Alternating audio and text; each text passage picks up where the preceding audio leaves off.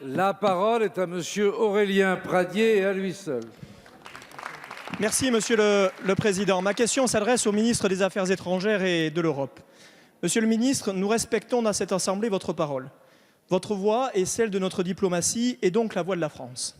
Votre signature n'est pas n'importe quelle signature, elle engage la France. Or, le 30 octobre dernier, votre signature a manifestement servi des intérêts privés bien plus que l'intérêt national. En novembre, le groupe LVMH a fait le choix de se porter acquéreur de la marque américaine Tiffany à hauteur de 13,8 milliards d'euros. C'était un choix d'entreprise dont celle-ci était pleinement libre et dont elle se devait tout aussi librement d'assumer l'entière responsabilité. Le groupe de luxe s'est depuis ravisé. Et dans une lettre que vous avez personnellement adressée à M. Bernard Arnault, vous volez au secours de son conseil d'administration, sans aucun fondement juridique, sans aucun argument solide et en créant un précédent historique en matière de diplomatie française. Cette lettre devait rester secrète, sauf qu'elle a été rendue publique. Le bras de fer entre deux groupes internationaux aurait dû seulement agiter les milieux d'affaires, mais certainement pas mobiliser la diplomatie française. Les intérêts supérieurs de notre nation étaient-ils menacés? Non.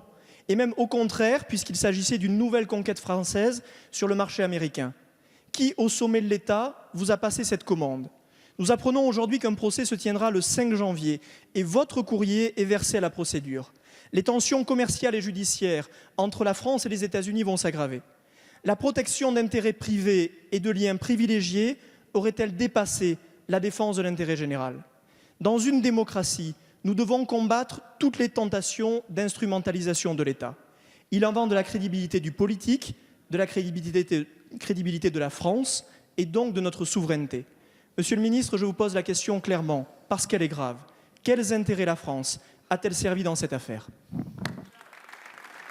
Merci, monsieur le député. La parole est à monsieur Jean-Yves Le Drian, ministre de l'Europe et des Affaires étrangères. Monsieur le député, vous avez rappelé brièvement quelle était la situation internationale et les relations complexes commerciales transatlantiques avec les États-Unis. Je vous rappelle ce que vous savez, c'est que les États-Unis, en représailles à la taxe française sur les services numériques, ont adopté en juillet 2020 des sanctions tarifaires contre les exportations françaises et singulièrement dans le secteur du luxe. Ces sanctions ont été suspendues jusqu'en janvier 2021. Nous avons engagé avec l'OMC des travaux, des négociations pour essayer de faire en sorte que ces menaces n'aboutissent pas. Mais il y a cette date butoir. Dans ce cadre, quel est le rôle du ministre des Affaires étrangères? En matière de diplomatie économique, mon rôle fait 3 orientations. D'abord, il fait part au groupe français de vocation internationale de la politique commerciale et transatlantique que suit le gouvernement, c'est mon rôle. Deuxièmement, mon rôle est de répondre à leurs interrogations politiques, quel que soit le pays, mais singulièrement sur les États-Unis.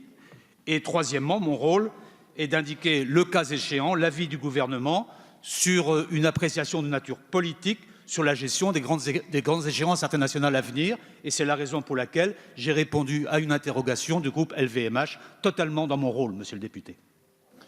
Merci, monsieur le ministre. La parole est à madame Claudia Rouault.